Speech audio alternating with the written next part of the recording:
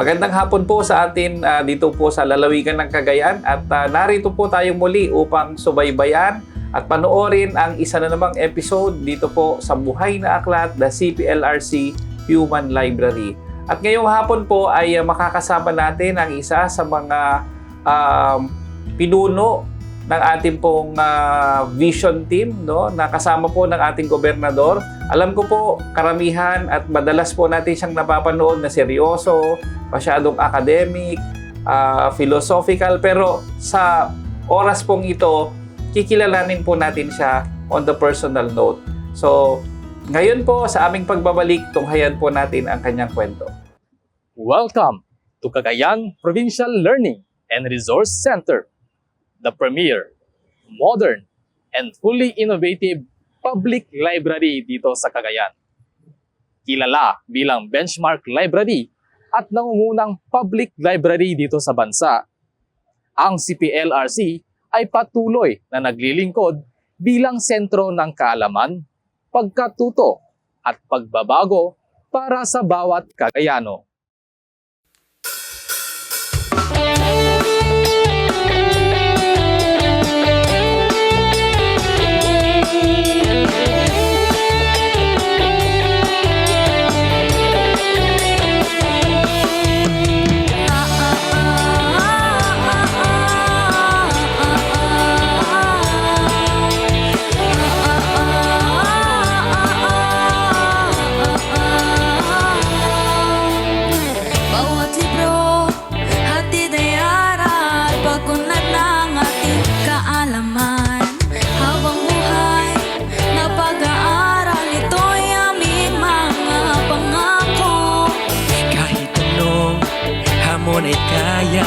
Basta't may puso't pag-asa, CPLRC ang kaagapan. Dito kami para sa inyo.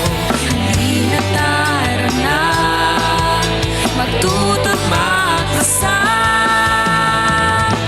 Isip ay pagyamanin natin, isip ay pagyamanin natin. Ito ang pangako natin, Baos Bungin.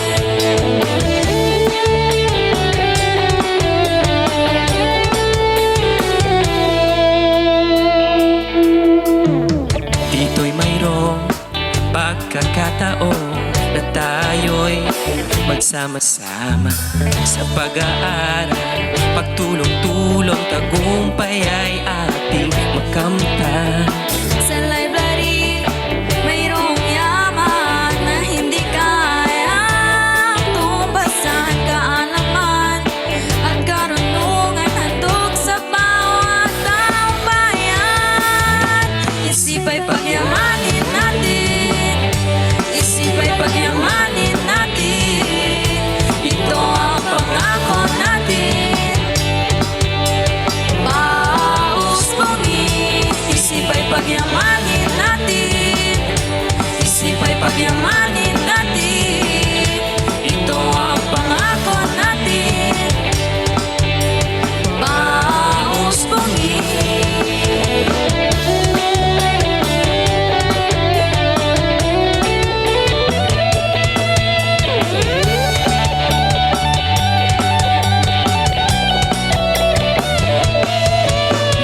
Tela unay tiaga, isungay mula tayo. Puso ken palunod, kay parang amin tayo. Panagpasakit na piling, na aramatin tayo. Isip ay pagyamanin natin, isip ay pagyamanin natin. Ito ang pangako natin, Baos Bungin. Isip ay pagyamanin natin, isip ay pagyamanin natin. Ito ang pangako natin, Baos Bungin. Don't stop learning, learning. Just keep reading, reading. Your lifelong learning, learning is our guarantee. Don't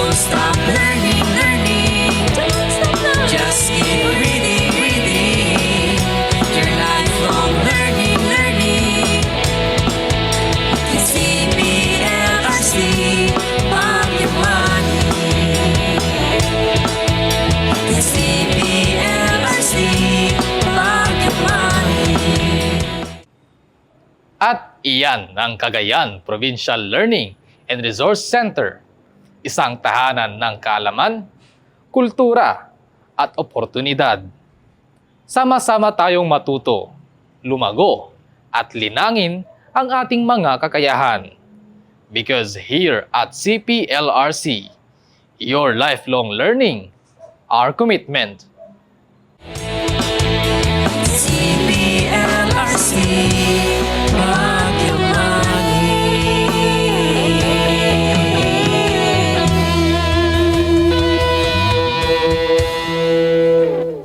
At ngayon ay nagbabalik po tayo at tutunghayan na po natin ang kwento ng ating pong panauhin ngayong hapon. At gusto ko pong ipakilala sa inyo ang ating pong panauhin sa ating buhay na aklat, the CPLRC Human Library, si Dr. Archie Articulo. Sir, magandang hapon po sa inyo. Magandang hapon. Opo.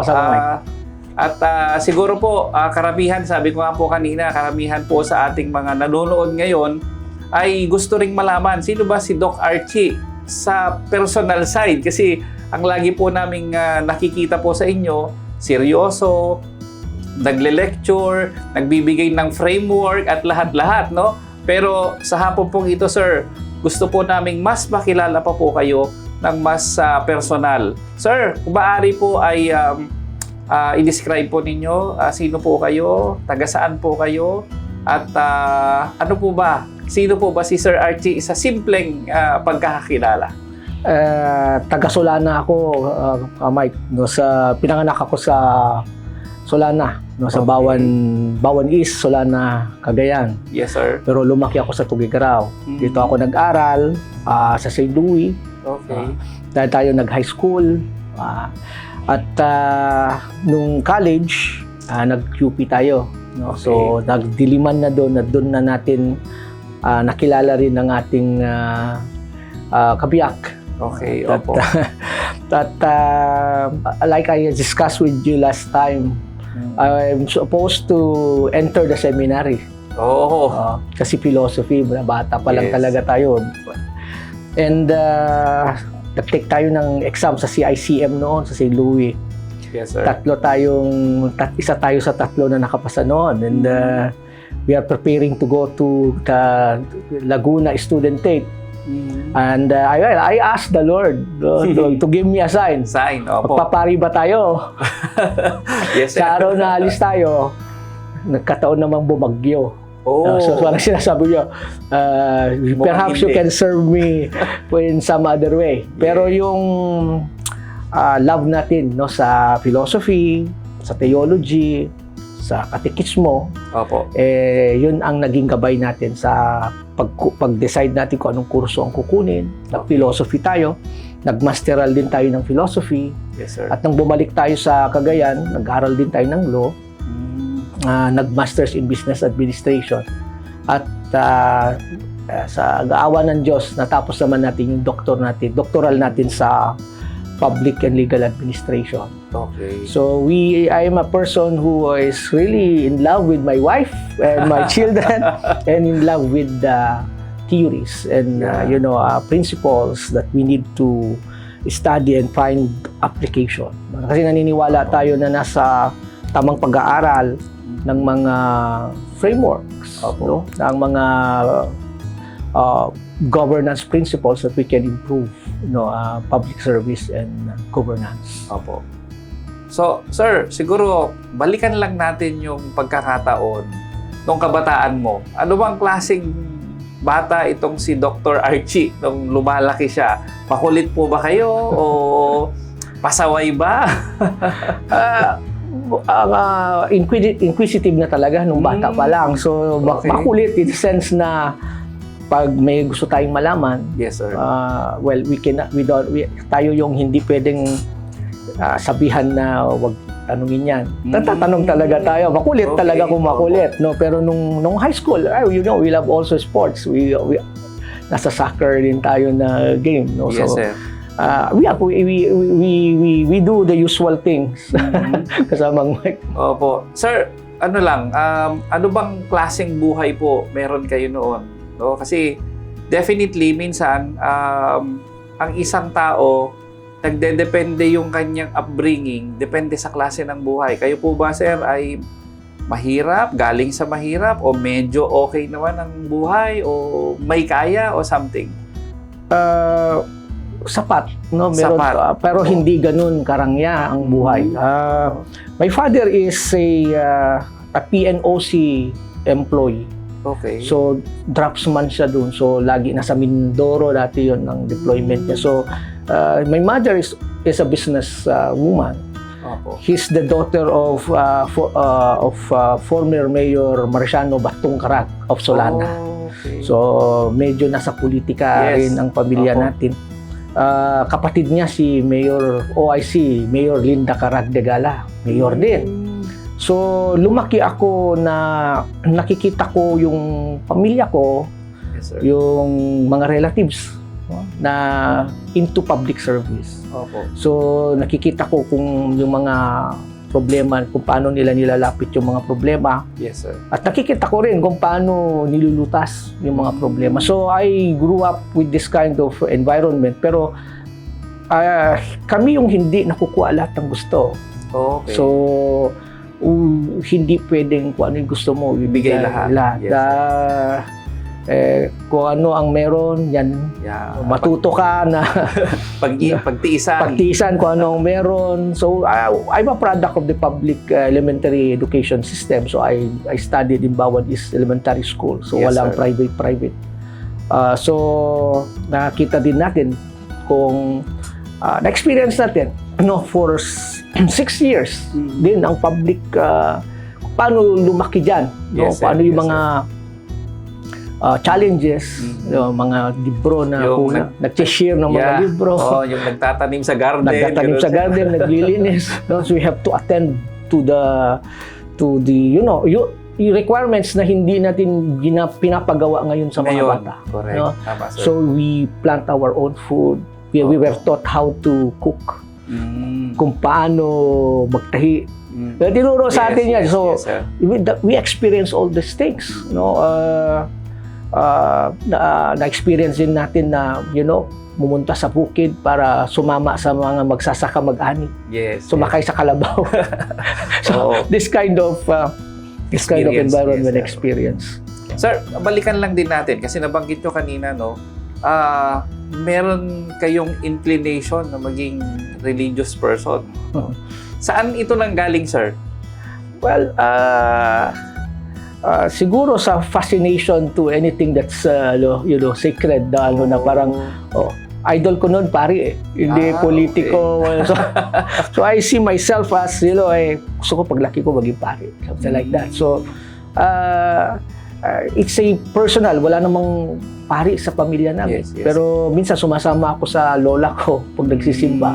So yun doon ako na at bata pa lang, yun na yung nasa mind, sa isip natin. So akala ko nga na ito yung magiging calling. Kaya nung high school ko, yan ang nasa isip ko na baka magpapari nga. So, naranasan nyo rin ba, sir? Usually, pagka elementary, high school, minsan may mga issues tayo ng bully. Naranasan mo rin ba, sir? As a student before? Hindi maiwasan eh. Siyempre, alam mo, sa loob ng paaralan, alam mo ka, Mike, may baga, alam mo, balit lang tayo. Baka malalaki mga kaklase ka. Hindi mo maiwasan na may mga ganong mga pagkakataon. But it's how we respond to this kind of situation. So, well, I thankful ako na we are a product of a culture na, resilient. Yes, No, tama, sir. so well, we stand, against bullies, and we try to, outgrow Yes. the effect of this kind of relationship. But hindi natin maiwasan yan. Opo, tama, sir. Kaya nga lagi natin sinasabi ko sa mga anak ko na, these things sometimes it's very difficult to avoid. No, so may mga pati sa mga workplaces, may mga bullies. Totoo, sir. So, part siguro ng training mo 'yan, no, na how will you navigate life yes. with this kind of environment, because these things you cannot avoid even if there are laws in place, that prohibit, but andyan pa rin sila eh. So siguro yun yung pinagpapasalamatan ko Yes. na naturuan tayo na, sige, paano ka, minsan, iyak mo na lang. Tapos, paano mo, paano sa ka, susunod. paano mo i-improve yung relationship. Kasi nagiging kaibigan din natin yung mga bullies, kamay. And then, Yes, sir. in the process, we can also influence them na imbes na ibuli yung iba, kaibiganin na lang natin. Yes, yes. Tropa na lang. Tama, sir. Tama. So, we experienced that. Sir, And I think it's an ongoing problem. yeah, in fact, the Dapat reason why I asked, sir, kasi usually, hindi mo talaga maiwasan eh. And the reason why tinanong ko yun, sir, para makita po ng manonood natin, especially po yung mga bata ngayon, na hindi ibig sabihin pag binuli ka, yun ang end of everything. No? Sabi nga ni sir, we have to be resilient. Resilient. Paano i-diskartehan ang buhay? Yeah, find your sunshine deep Yeah. inside yourself. Diba? Oo, sir. You should not let bullies sniff out Tama, this light in you. Opo. Sir, may iba tayo. Punta tayo doon sa, of course, high school kayo sa St. Louis, and alam naman natin, yung high school life, napaka, ano yan, no? Ano yung best na experience mo nung high school ka, sir? Nung high school ako, wala sa isip ko yung student leadership na Okay. yun. But sabi nila sa akin, na regular section kasi ako noon. Dorothian ako eh. So sabi nila, hindi pa science section noon Yes, ng sir. Dorothy. Sabi nila, why don't you run? Try the student government. Yes, sir. Tumakbo ako kalamang, Mike. And I thought, kasi mga science yung sections yung I won. Overwhelmingly. Kaya sabi nila, well, sabi nila, you represent the regular students now, something like that. So, yun siguro ang isa sa mga formative na mga influences sa akin. Yes, sir. Na kasi ang naging problema noon yung mga upuan na para sa left-handed. Yes. Walang pang-left. pang left, Puro right. puro right. So, yun ang isa sa nilapit sa akin ng mga estudyante noon, nasa St. Louis. Tapos yun din ang isa sa mga inayos natin. Na-resolve, sir. Yeah, so we are into arts also. So we try to encourage yung mga lower years noon to go into arts instead of doing fraternities, gano'n. So we're into music also. Opo. So yun, siguro yun ang mga memories na Maganda. na Kasi, well, you can in your own little way you can you can influence in the good way opo. yung iba, at siguro yung leadership calling din, so yun, wala kang kaplano-plano, and then suddenly Biglaan na lang. mayroon sir. opportunity na it's offered to you. Siguro open your door to possibilities and try to experience. If you're still young and you think that you can lead, you have something to give to your fellow students, why not try and Yes, sir. try leading. Sa college, sir, pagka-graduate mo, of course, college ka na, meron bang nag-influensya sa'yo to take up the course na kinuha po ninyo? Yeah, because it's philosophy. So, nung high school talaga kasi ako, yun na yung, Gusto so, mo? Yes, sir. I really want to know the why of things, not only about what, the usual things that we ask about, how, the pragmatics of things. Perhaps we would also like to know also why it's happening. If you are doing something, why you need to do it? So, if you are living, why live? Oo. So, ito kasi yung gusto kong noon pa, Yes, sir. na aralin. Kaya nung nag-college talaga ako, very specific. If I don't go to theology, which obviously I did not. Yeah. Kasi nung palis na kami, binagyo kami agad. So parang sabi ko, give me sign, and that was the sign. Siguro, saw me another way. So po, I went to philosophy. So nung pumasok ako sa UP, why UP? Why not? So I want to be more secular now on my perspectives, so that I can answer better, understand better the question why. Why? So mas maging broad siguro ang pagtingin mo, mas secular yung magiging approach. So I went to UP, and I think that's kasi noon alam ko na kung saan ko gusto pumunta. So, importante po talaga, sir, yung kagustuhan mo, alam mo, naiintindihan mo kung saan yung direction mo. Yeah. Because alam naman natin, karamihan po ngayon, especially mga kabataan, sir, Hindi nila alam kung anong gusto. Yeah, that's why very, very important po talaga, no? Especially sa mga nanonood po na nagde-decide pa lang. Kailangan talaga alamin ninyo kung anong gusto nyo at wag yung gusto ng nanay at tatay nyo. Di ba? Maganda na yung gusto mo, baka gusto rin ng Yes. magulang mo. Sa mga magulang, siguro kung ano yung gusto ng anak mo Yes, para sir. mag-flourish siya. Opo. So kasi if you take something na you're not happy, no, hindi mo yun yung interest mo, it will be very, very difficult. It will be a sort of a punishment for Yes, the next totoo, 4 or 5 years. No? Totoo, sir. So, well, I don't know. Siguro, part siguro ng, to give you let your children, bloom and flourish Yeah. doon sa nila, sa interest nila. Opo. Anyway, ang mga competencies naman later on can be learned Yes. and correct. can be acquired, Opo. no? Pwede ka namang, but ang pinaka-importante doon, yung experience, yung positive experience when you learn, Yes. when you try to develop already, yung professional contours Yes. of your future. Tama, sir. Oo. Ayan po, no? Ang sarap ng kwentuhan na namin ni sir. But mamaya po sa aming pagbabalik, tunghayan naman natin yung medyo, ano bang klaseng father naman si sir and paano niya ba binabalanse ang lahat-lahat sa aming pong pagbabalik, tunghayan po natin.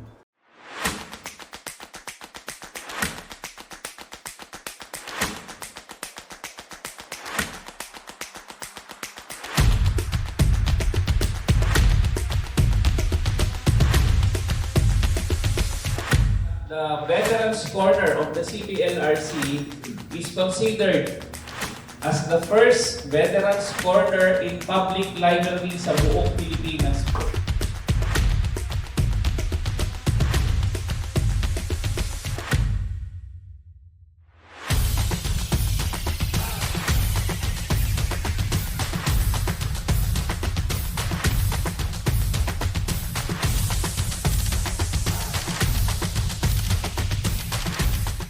Ayan, nagbabalik po tayo ngayon, at itutuloy natin ang kwentuhan po natin with Doc Archie, no? Sir, susunod na tanong namin. Of course, pagka-graduate ninyo, natapos po ninyo yung inyong kurso, nagtrabaho na po kayo malamang. Kumusta naman po yung experience ng unang trabaho ninyo, sir? Nung natapos ako nung 1999 sa aking AB Philosophy, sabi ko, I really love the course. Yes, sir. Before I answer that, just to put context, when I was in college, I supported my schooling, most of it. Okay. Kasi nung nasa UP ako, instead of doing nothing, in my spare time. Yes, sir. So, nag-apply ako as a student aid. Okay. Kasi sabi ko, may mga libro na pinapabili sa amin and very expensive. Oo, totoo, sir. So, pero doon sa special collections ng library kasamang Mike, doon lahat yung mga librong kailangan Yeah, ko. mukhang alam ko yan, sir. Sa UP Diliman, no? Nasa main reserve, library. sa mga Yes, collections. sir. Oo. So, I applied, but with a very specific intention. And sabi ko sa kanila, I'm applying as a student aid and if you accept me, can you deploy me in the special sections, collection? Oo. Pinayagan naman ako. Kinuha ako sa main library ng Diliman. Doon ako nilagay sa special collections. So, andun ako. Then, I read there. So, masyado akong excited sa Yes, sir. kurso na nakuha ko eh. So, I graduated sa awa ng Diyos. Muntik magbanya cum laude eh. Kasamang so, I Yes, sir. graduated cum laude. Kasi ganito, every time that I take exams, I enroll courses, not only because I am in love with the course, but also because you like the course, Yes, sir. you will also naturally perform. When you perform, maganda grado mo. Yes, yes. Ngayon, kung magandang grado mo, sabi ko, why don't, I apply for academic scholarship. I just get this and apply. Sa UP, may socialized scholarship kasi doon, so may academic scholarship. So, kinuha natin yung grado, sinabit natin, Pwede. Pwede. So, sabi ko, maganda pala yung, you like what you're doing, you like what you're studying, and Yes, then you can also support yourself because you like what you do. No? And medyo, basta alam mo lang kung paano ka mag-discarte din. Kasi if you don't apply, if you are a college, university scholar, wala namang monetary Yes. equivalent makukuha doon eh. Not unless you apply for academic scholarship. Now, I did apply and yun ang nag-support doon sa pag-aaral. So, yun yung point lang ko lang kasamang mic for our viewers na if you let your children, pursue what they love, Yes. they will find meaning Oo. while they are developing themselves. Opo. So when I graduated, immediately I was very fortunate naman tayo kasamang Mike na kinuha ako sa La Salle Oh. sa Santiago, Isabela, Yes, sir. Yes, sir. Oh, nagturo ako doon ng 1 semester. Philosophy, logic. And then second semester Cagayan State University na ako. So nagturo din more for philosophy subjects. Yes, sir. So immediately after graduation, I worked in the private school and then sa State So, University. into teaching ka talaga, sir? Into teaching agad pagkatapos kung matapos ang pag-aaral. Yeah, oh. So, sir, along the way, of course, since teaching was your first job, meron po ba kayong mga prinsipyong pinaniniwalaan of course, unang-una, pag teacher ka kasi, hindi rin pwedeng hindi ka nagbabasa, pangalawa, hindi ka nag-aaral, mag-aaral ka pa rin. Pero, ano yung mga prinsipyo nyo, sir, na sa buhay bilang isang guro na hanggang ngayon, andun pa rin? Well, yung learning, napaka-importante na i-align ng teacher yung teaching strategies niya. Yes, No, sir. sa learning style din ng mga estudyante niya. So when my first deployment, my assignment was College of Industrial Technology. Yung mga nagto-troubleshoot Yes, yes, ng sir. engine. So non-philosophy students tong mga to, Parang more on hands-on sila, no? But Opo. ang tinuro ko sa kanila is logic. And it's formal logic. Oh. So, can you imagine the challenge? Pero sabi ko, we have to approach all students as, learners na may the same need to learn. Oh, sir. So, you need to adapt yung approach mo how to reach them. To reach out. Yes, sir. Teaching is reaching out to students. Yes. Hindi pwedeng banking lang na parang, consider them as, you just deposit knowledge. You have to actively seek the opportunity for them to learn. Yes, sir. And even the language. Ngayon ko lang sasabihin, Mike, doon may rule. We Yes, have sir. to use English as a medium of instruction. Yes, sir. Lalo na logic. Ang hirap-hirap na nga ng logic, tapos gagamitin mo pa yung Yes. hindi native na language also Correct. dyan. So, that's when I started innovating. Ang objective is for them to learn. So, I use the vernacular. Oh. No? So, kung ibanag sila kasamang Mike, mag-iibanag ako. Iniibanag ko yung concept Yes, sir. just for them to To understand. understand. Just for them to get the lessons. To have the kind of insights that I want them to appreciate. So, I will go to that level na mag-Ilocano ako para lang i-explain ko yung difficult concepts. And then, I encourage them already to formalize once they get the idea. So, how do you find it, sir, na strategy? Yeah, it's good because, ito ganito nangyari, Mike. Mayroon akong estudyanteng mga taga-techno. Okay. Yun ang approach ko. And then mayroon akong mga estudyanteng taga-CAS, Arts and Sciences. That's Yes, where you sir. find philosophy, Oo, sir. political science. Yes, sir. Yan ang specialization nila. But I invested more of my time here. Kasi alam ko na medyo challenging yung situation dito. But hindi ko naman dinideficit yung pagtuturo ko sa kanila. No, but I put more, premium dun sa approach ko sa kanila. And then there is this annual fest na mayroong debate. So I teach them pareho, logic sir. yung dalawa, and then argumentation and debate. Ito yung approach ko dito sa Techno. Pinaglaban ko sila. So, nanalo yung taga-Tekno. So, if you ask me, what's the test? No, that's the test. So, it works. No, so, yun ang medyo tumatak sa isip ko na, okay, if you go to empowering people, Yes, sir. and if you need to transfer competencies and skills, and you want to teach them, lessons, Yes, that would result to the kind of empowerment that you like, then I think it's the same approach. You really have to actively reach out people and seek out. Active dapat Yes, sir. yung pagre-reach out mo para magturo. And the local governance and local governments if they are about empowering people, then I think that's the kind of bridge they need to set up, to put up. Mag-reach out ka sa tao if you want to empower them, teach Yes, them, sir. and train them. Yeah, in relation to that, sir, nabanggit mo na rin yung local governance, no? Siguro, ewan ko kung mag-step up tayo doon sa paano naman kayo, sir, napunta kayo sa local governance? Well, Especially sa PGC. Yeah, I was before nasa Cagayan State University ako, and Yes, then I went to Development Academy of the Philippines when the president was board member Engelbert Jojo Caronan. Yes, sir. Nung siya yung nagpresidente doon, taga Cagayan, taga Tuguegarao. Yes. Sabi niya sa akin, come and let's see what we can do in DAP. So I went there.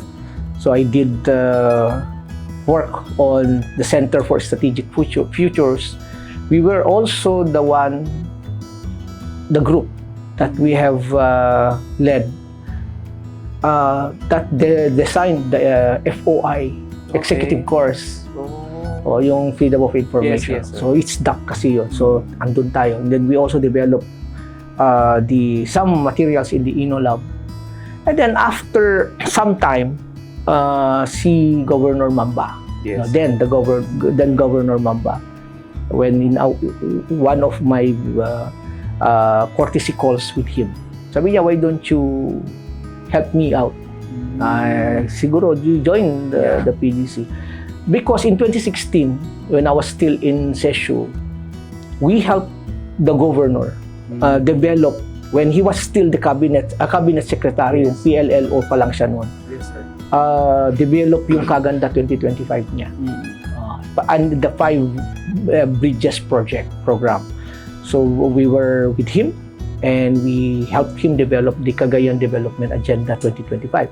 Yes. Kaya si Governor Mamba, now Vice Governor Manuel Mamba, bago tumakbo, bini-vision na niya, because he knew na yung development na gusto niyang gawin sa Cagayan is not possible for the next 3 years lang. 3 years, yes. So, before siya tumakbo, sabi niya, we need 3 terms. Kaya nung 2016, nakalagay na doon 2025. 2020. So I was with him. Pero yung first and second term niya was busy doing something else. Yes, sir. So sabi niya, join me. It's my third term. Let's see how we can, what we can do, for the final leg. Yes, sir. And I was aware of his Pabaruente Cagayan, second term niya. And from the distance, I see the positive impact, the effect Yes, sir. of the reform-oriented frameworks of then Governor Mamba. Yes, sir. So sabi ko kay now board member Caronan, president ng DAP noon, na paalam ako, I Yes, sir. will join the governor. And that's when I started working out the finer details of the Kaganda 2025 with Governor Mamba. Mamba, yes, And fortunately, when their tandem won together with Yes. now Governor Egay. Tatay Egay Aglipay, he said, "Yeah, stay." And the new governor said, "You stay, continue." So that's how I am still, trying to help with the One Cagayan vision. Yes. So basically, it's the continuity. It's the Yes. continuation of the reform agenda that was started by the Vice Governor, yes. now Vice Governor Manuel Mamba. Sir, with all the busy schedules and all the busy lahat-lahat na meetings and all, planning and all, kumusta ang ano mo, sir? How do you balance? I think that's importante po itong malaman natin, ano? Sa mga taong busy, ang karamihan pong tinatanong ng tao paano kaya itong, meron pa ba siya kayang oras sa pamilya niya? May oras pa kaya siyang magliwaliw? Something like that. Sa inyo, sir, in your case, with all of this, paano nyo binabalanse, sir, ang buhay ninyo? Yeah, you know, it's a continuum. You know, we should approach things like a spectrum. For me, kung sinasabi natin how do you manage and balance life, work and life, sometimes if as a general rule, ang Yes, sir. natural set mo dapat is it's you know, in equal footing yung dalawa. You're working for the family. Yes, sir. And you can enjoy life with your family because you have work. So you have to value these two, you know, together, Yes, sir. not separately. They cannot exist independently from one another. No, it's possible for you to send your children to school because you have good job, you have work. So you have to Yes. value that. No, Yes. so if you have deliverables, you have to deliver them on time. No, but if your family needs you, then you must give time to the family. Hindi naman lagi na kailangan ka ng work na mag-overtime. Yes. Hindi naman kailangan lahat ng pagkakataon yung family mo demands your time. Yes. So, you know, you have to be fair with you know, with this two lang. You have to be fair with your family. If it's family time, as a general rule, give it to your family. Yes, sir. But if it's time for your work, you have to be fair with your work. Give time to your work. Yeah. No, but in exemptions to the rule, kasamang Mike, if the work sometimes demand more time, because there are certain deliverables that you need to deliver, then the family should understand. Now, if the family needs you because of some reasons, I think your work can also accommodate you. So it's just a matter of knowing when, no, and but valuing both. No, valuing both. And pag sinabi mong work, pag mamamanage mo kasi yan kasamang Mike, you can have other things that you will find very profitable. Yes, sir. Marami kang, you know, which are legitimate, no? Pwede na, you know, kasi na-train ka dyan sa work mo, yung competencies and skills that might, you know, you can leverage. Yes, sir. No, and yung family mo rin, if they are supportive, no, if you know how to give time to your family, Yes, they will support you, and I think they can also help you develop more competencies because you will be supported to have more time with Yes, with your family. Yeah, siguro yun ang pagbabalanse mo. Alam mo when it happens already. Tama, sir. Alam mo yun, mafe-feel mo yan na, okay, kailangan ko ako dito Sandali muna. Sandali muna. So, kapag, as a general rule yan, dapat, pag oras na ng pamilya, family time is family time. So in short po, kailangan talaga, sir, may post. Yeah. May post tayo every time, no? Yeah. Both in work and in family. Yeah. Oh, sandali. Oh, yes. Otherwise, baka tuloy-tuloy yan. Ayun ang susunod kong tatanungin mamaya, sir, kung napapagod po ba si Doc Archie. Mamaya po sa aming pagbabalik, abangan po natin. The Cagayan Provincial Learning and Resource Center welcomes you to the preview of the CPLRC website. The objective of this website is to make our services reachable beyond boundaries. The newsfeed section will serve as a news column of the CPLRC. The programs section, as seen in this homepage, serves as a portal to view some of the major programs of the CPLRC, which will be directed to the gallery section. The gallery section of the website exhibits photos of the programs initiated by the CPLRC. The CPLRC website features an e-resources portal which consists of 6 databases. You may visit our CPLRC page to request for an access, or you may contact us at our Elvira Messenger account. The online programs section of the website exhibits all episodes of the Children's Show and Human Library of the CPLRC.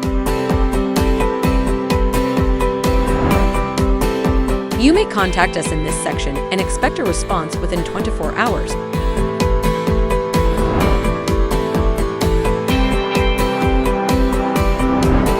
Please visit cplrc.org to know more about our website.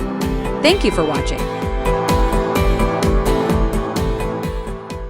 Ayan, at nagbabalik po ulit tayo, no? At balikan po natin yung tanong na naiwan natin kanina. Sa dami-dami po ng nabanggit ni Doc Archie, sa mga ginawa niya para sa, well, of course, karamihan po sa atin, alam ko, hindi alam na isa pa lang Doc Archie ang nagplano ng Kaganda 2025. No? Isa sa mga nagplano, no? At maganda po ngayon at kahit papaano, unti-unti.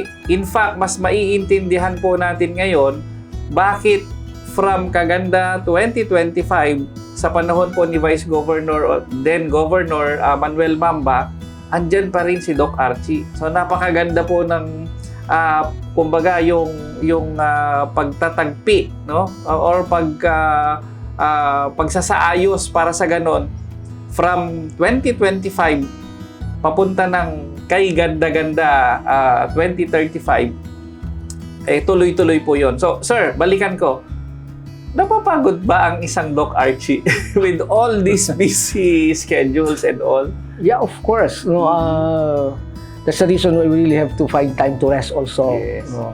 To be with ourselves. Very, very, especially with ourselves. Opo. We have to always know our grounding, yung purpose natin. No? And kapag napapagod, may mga oras naman na pwede kang magpahinga. Anong favorite pastime mo, sir, pag pagod ka? I'm into music. Oh. Pero hindi ko Hindi mo sir? so I play instruments, and I love to be with myself kapag me time. Kailangan may me time ka eh. And then of course nag-game din. Medyo nag-gamer din tayo. Medyo I also find time to play online. Yes, sir. Mobile Legend din tayo. And then Civilization sa PC. Well, I find time to play games to connect with myself. And I read novels, I watch science fiction to not to force myself to learn, but because I find joy, in studying what ifs. Yes, sir. No, so yun ang mga ginagawa nating mga pastime pag napapagod. Kaya kailangan mapapagod tayo lahat, Yes, no? definitely, sir. Yeah. Oo. Kaya lang, ito pa, sir, magandang tanong ko rin. Kumusta ba si Doc Archie bilang isang asawa? Well, of course, magiging bias on your end, sir, kasi ikaw lang ang sasagot. And bilang ama sa mga anak mo, sa tingin mo, sir, papaano ka? I'm very proud of my wife, because most of the time I'm out. Well, I was with my children when they are growing up. Talagang I really find time to be with them. Pero weekends lang yan. I really have to be with them. Weekends lang naman. Opo. And then most of the time they are with their mother. So I was not able to to grow professionally without my wife. So as a father, I'm not disciplinarian.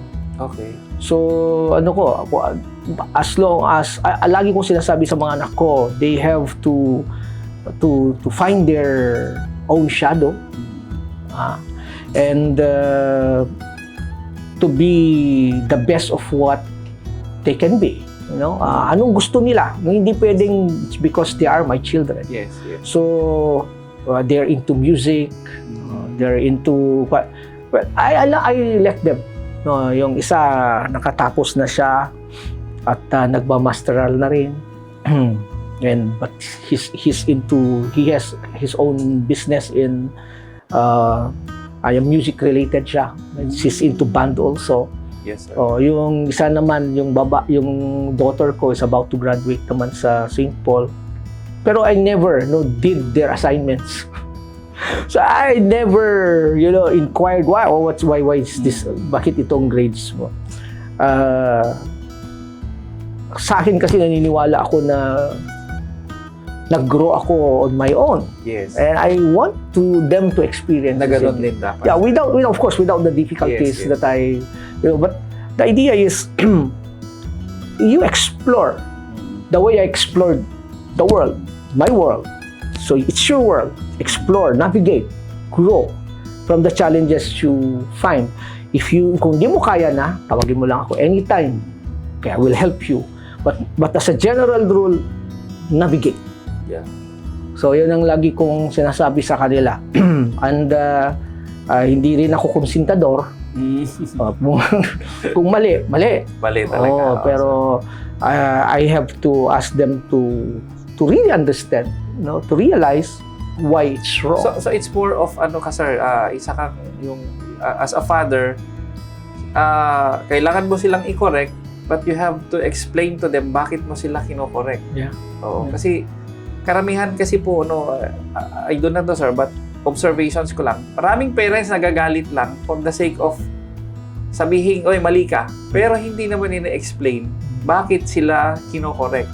Kaya karamihan po, well, of course, sa mga dealings ko rin, sir, especially sa program natin na yung sa Children's Literacy and Library Instruction Program, nakausap natin yung mga parents. Nakikita natin nga ganun yung pananaw ng karamihan.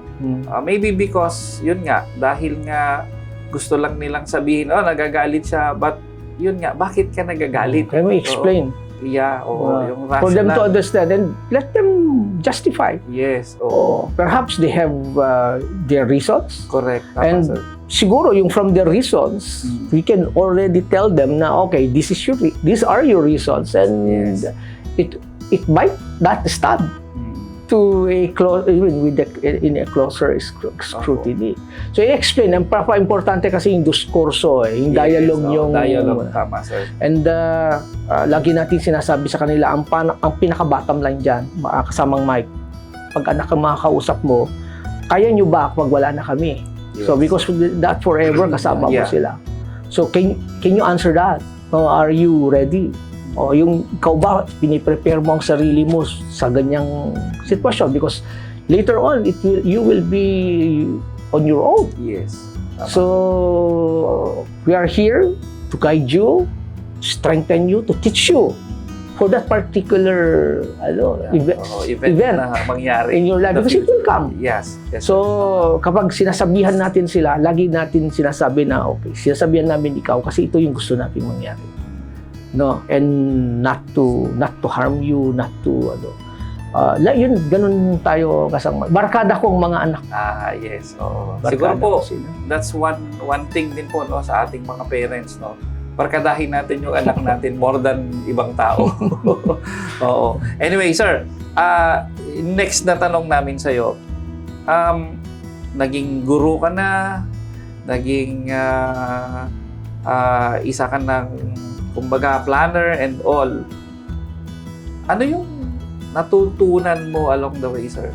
Sa tingin mo, ito yung isa sa mga kumukumpleto ngayon sa kung sino ka? Meron ba, sir? Yeah, yung meaning kasi, so regardless of how the world will treat you and how you are treated, these are things that really you can very hard to control. Yeah. So always ang natutunan natin sa buhay natin is how you respond to these things.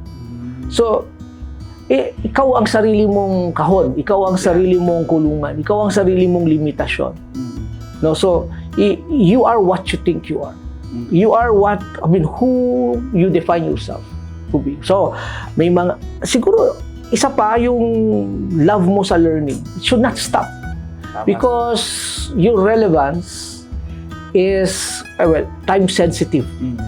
So for example, ngayong panahon na ito, andyan ang digitalization almost Yes. of everything.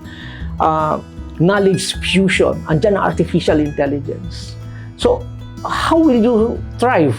For example, as a strategic planner, how can you now strategize? How can you now keep your relevance? If you have a system that will outsmart you several times over, Yeah. Oo. paano mo? You have to learn new systems. You have to learn new competencies. Yes.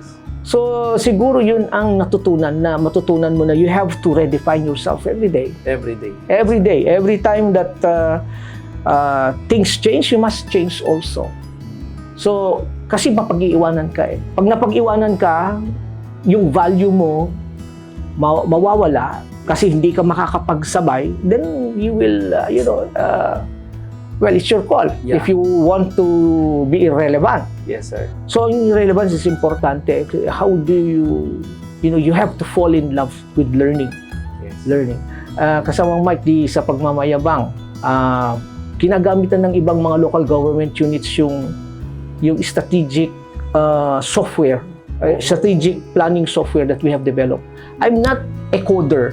Yes, sir. I'm not a coder, but we were able to develop a software that will help planners do SWOT analysis. Yeah, it's an artificial intelligence platform that we use to develop that software. Yes, sir. Oh, it's being patented right now.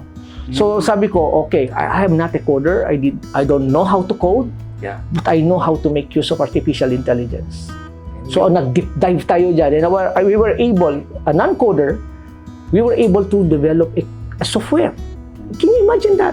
Tama, sir. If we can do that, hindi naman tayo IT, Yes. pero matigas lang talagang ulo natin. And I need... Malikot lang yun. Malikot. At saka yung sabi ko nga sa'yo, why? No? Yes. The why of things, even the codes. Yes. Because it will tell you a story. It will tell you a meaning Tama. na pwede mong, you can create new products, knowledge products.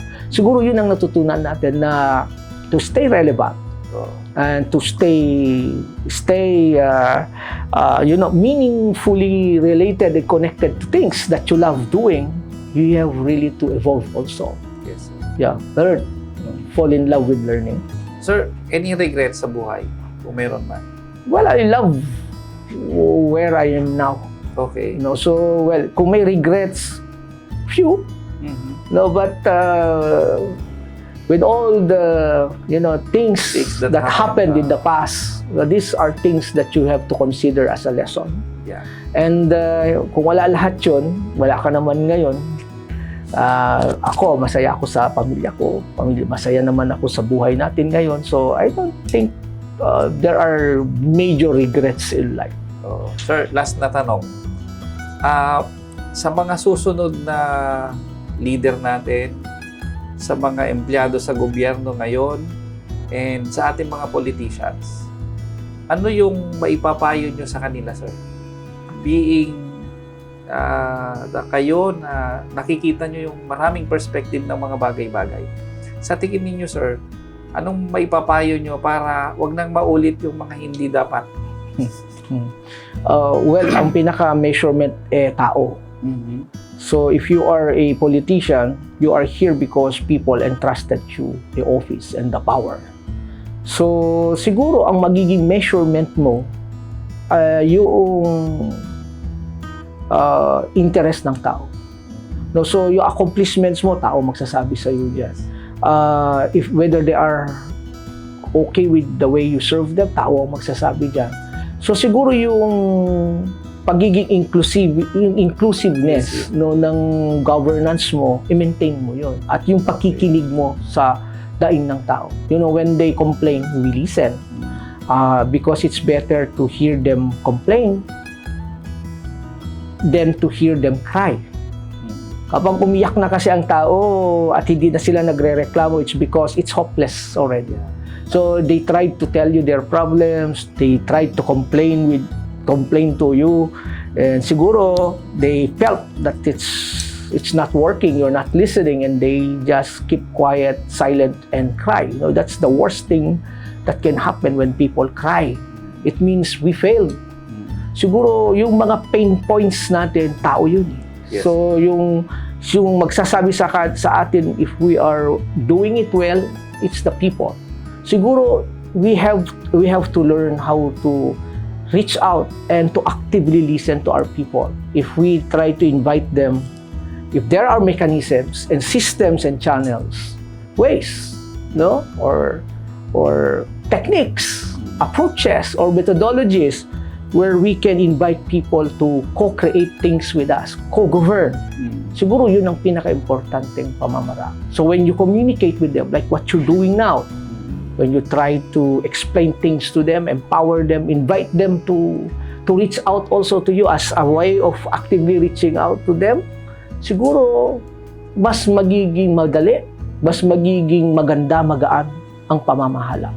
Minsan kaya nagkakamali dahil kung ano ang alam natin, yun na yung iniisip natin na tama, Yes, na sir. hindi na natin pinapakinggan yung iba, no? Pero all of us hold this piece of truth kasamang Mike, na it's like a puzzle. The more people you listen to, accommodate, and include in your plan, the more truths you gather. Yes. The bigger the picture you see. Yes. Siguro yun yung ma-advise natin sa kanila. If you are actively listening to your people, actively inviting them to co-govern, actively reaching out for them to become partners in your co-creative process, you can co-create a better world for us all. Yeah, napakaganda po, no? Lahat na po 'yan para sa mga future leaders sa kabataan, no? At sa mga empleyado, no? Siguro napaka-importante po no na 'yun nga, kailangan kasama tayo sa lahat ng ginagawa ng mga leader natin. Hindi lang yung for the sake na matapos mo yung trabaho. Hindi po ganoon, no? Kaya napakaganda no ng ating pong usapan ngayon, sir, no? At we are very thankful na i-share po ninyo itong mga bagay nito because hindi po lahat ng panahon maririnig natin yung mga bagay na ganito. And bago po tayo magtapos, ang ganda ng usapan, sir, pero yung oras natin tumatakbo, no? Bago po tayo magtapos, punta po tayo sa isa sa mga pinaka, no? Inaabangang segment nitong ating programa, sir, ang Fast Talk. Okay? So, unang tanong, sir, sa ating Fast Talk, kung ikaw ay isang aklat, anong genre ka? Sci-fi. Okay. Science fiction tayo. Okay. Next, sir, na tanong, kung bibigyan ka ng pagkakataon na bigyan ng title ang kwento mo, ano ito? Brave New World. It's an adaptation of a novel by Aldous Huxley. Pero i-adapt ko na rin siguro na title ng buhay ko. A Okay. Brave New World. Brave New World. Okay. Next, sir. Kung aklat ka, anong gusto mo, makapal o manipis? Ang buhay kasi seryoso Yes, so, pupunta tayo sa makapal. Makapal dapat. Makapal. Kasi imagine mo kung manipis, no? Ano kayo mababasa nila Well, hindi doon? pwede yung mga fast, fast things, fast Oo, food, oo. fast, lahat na lang fast. O baka puro abstract ang Abstract ang lalabas, puro executive summaries. Yeah. Sometimes we need to deep dive kasamang Mike. Tama, yun, Kasamang Mike. Kailangan mag-deep dive tayo. Siguro, kapag nakapag-deep dive na tayo sa buhay, sige, pwede na nating we proceed manipis per manipis. Yan, okay. Next na talong, sir. Kung ikaw ay isang parte ng libro, anong parte ka? Ito po ba ay yung title page, yung table of contents, or yung body, or the glossary, or the index? Punta ako sa table of context. Okay. Siguro kailangan maintindihan muna natin kung ano yung nilalaman talaga ng mga bagay-bagay. Yun yung a very synthetic view, a general view. Yung mga detalye, you can address it siguro page by page. Yes, sir. Basta alam mo lang kung saan ang direction mo at malalaman mo yung direction mo, patutunguhan mo kung at least magkaroon ka ng idea kung ano ang nilalaman, no, yung table of contents. Okay. Last question, sir. Softbound or hardbound? Hardbound. Hardbound. Dahil ang buhay, seryoso to. So, maraming mga challenges, maraming mga unos na pwedeng mangyari sa buhay natin at kailangan natin naka-hardcover para di masira agad yun.